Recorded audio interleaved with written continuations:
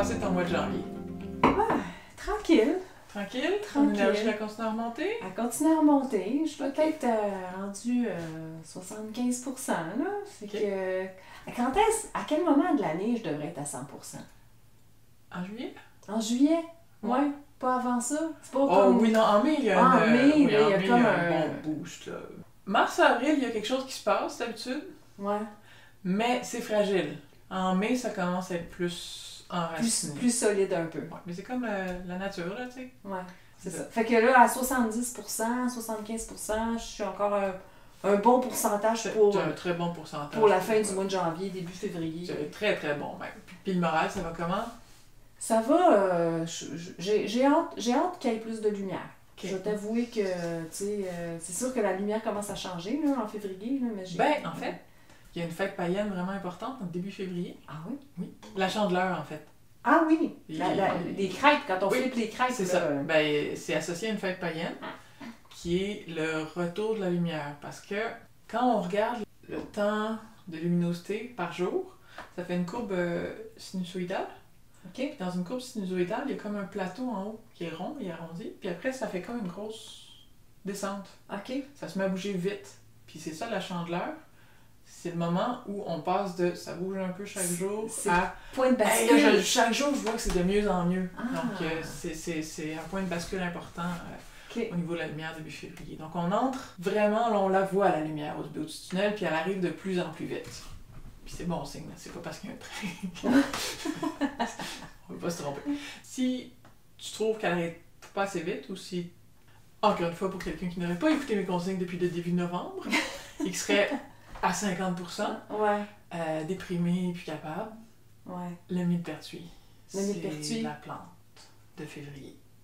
Pour les dépressions hivernales qui sont pires en février, c'est incroyable. C'est vraiment, le millepertuis, c'est du soleil en canne.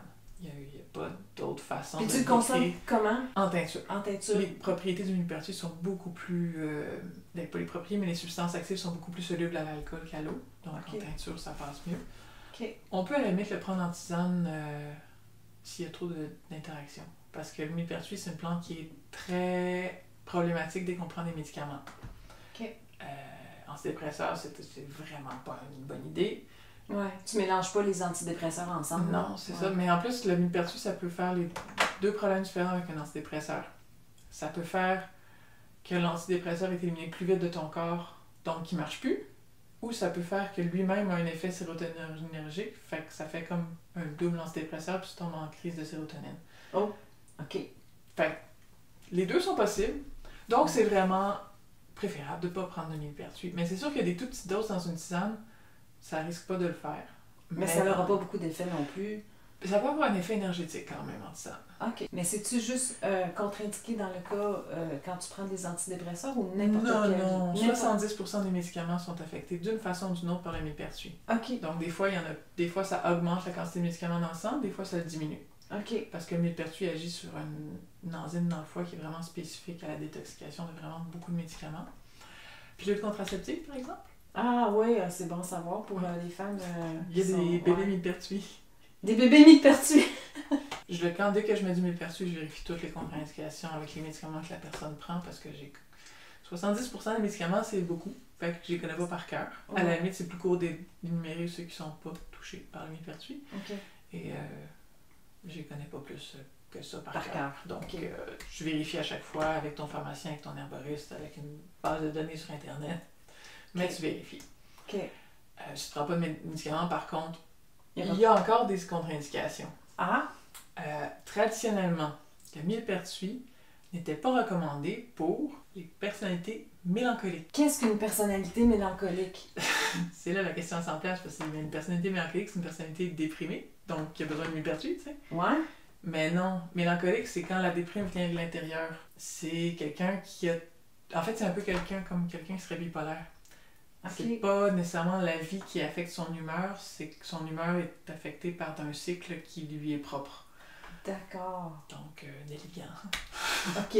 C'était quelqu'un de mélancolique. Ouais. Ça fait des beaux poèmes, en tout cas. Ça fait des très beaux poèmes, les mélancoliques. Ouais. Mais c'est pas des bons candidats à prendre le millepertuis. Non, j'imagine Baudelaire aussi devait être pas mal mélancolique. Ouais.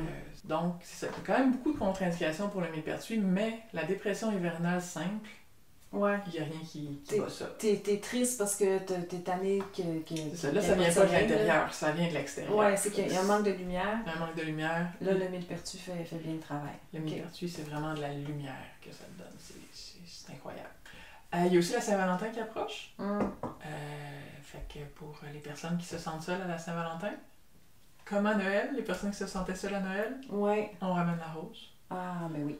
La rose, c'est la plante de l'amour, du bonheur et de la joie, et de l'amour de soi, et de la guérison des blessures intérieures qui peut-être expliquent pourquoi la personne est seule, même si elle voudrait ne pas l'être. C'est ça, hein. Ça il y a une racine à quelque part. Il y a une racine à quelque part, puis la rose est vraiment bonne pour trouver la racine, puis tranquillement, pas vite, rentrer dedans, puis rajouter de la lumière dans la racine de ce problème-là, puis finalement le faire disparaître.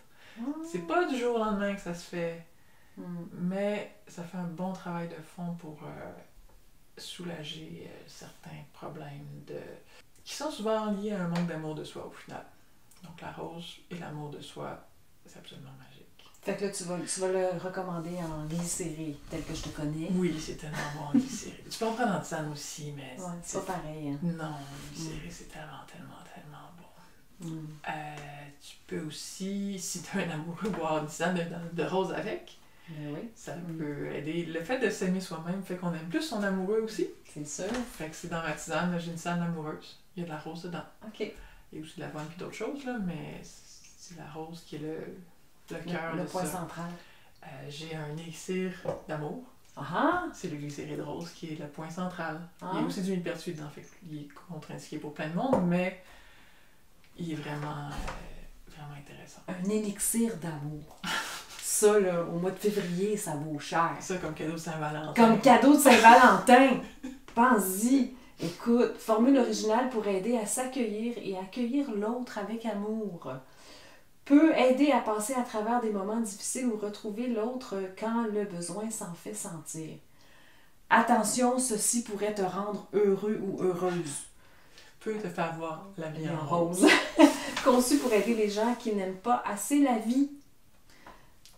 Intéressant. Alors, ingrédients. Alcool, glycérine, rose, mélisse.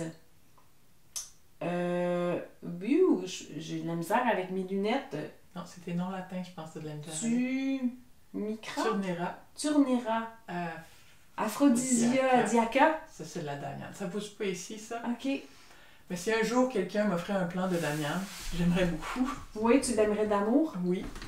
Ça sent tellement bon, la damiane, c'est fou. Puis c'est pas pour rien que ça s'appelle Turnera aphrodisiaca. Bon, ils ont changé le nom latin, puis ils l'appellent Turnera diffusa maintenant, mais moi j'ai gardé l'ancien nom, je le trouve plus illustratif. Oui, surtout dans un élixir d'amour. Surtout dans un élixir d'amour, c'est ça. Ouais, tu peux te permettre ce genre d'entorse. Hypericum perfoliatum. Le millepertuis. Ah oui, OK.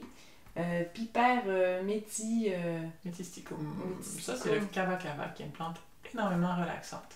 OK. Qui a aussi d'autres contre-indications de son. Fait que c'est pas une plante, c'est pas un élixir d'amour pour tout le monde. C'est pas pour tout le monde. C'est pas pour tout le monde, mais ceux pour qui c'est. C'est génial. C'est ça. C'est donc belle fun.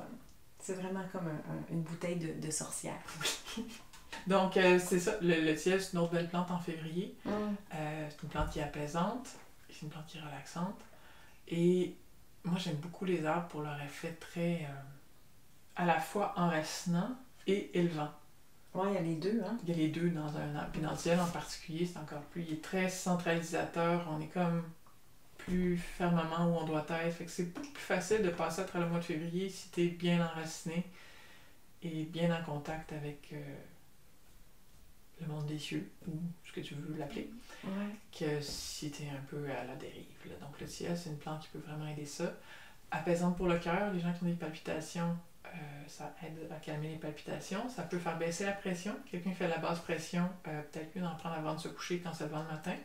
Parce que ça se peut que se lever le matin, si tu viens de boire du tilleul, tu vas trouver le lever un petit peu plus difficile si tu fais de la basse pression. Mais vraiment, vraiment intéressant pour le sommeil. Okay. Mais il n'est pas... C'est pas une soporifique, là. C'est pas un coup de massue sur la tête, c'est plus une doudou. OK. Ouais, une plante doudou. Fait que, tu sais, je pourrais, ne faisant pas de la basse pression, je pourrais la prendre pendant la journée. Tout à fait. Le tilleul, puis ça serait Ouais. OK. Tu serais pas nécessairement hors d'état de conduire, mettons. OK, parfait. Ben, je repars avec ça. Donc, de la rose, du tilleul, puis qu'est-ce que tu avais dit d'autre que je pourrais Il y a mettre? une millepertuis que tu peux pas mettre. En théorie. Millepertuis, j'en prends déjà. Fait que. OK. Fait que tilleul et rose, je repars avec ça.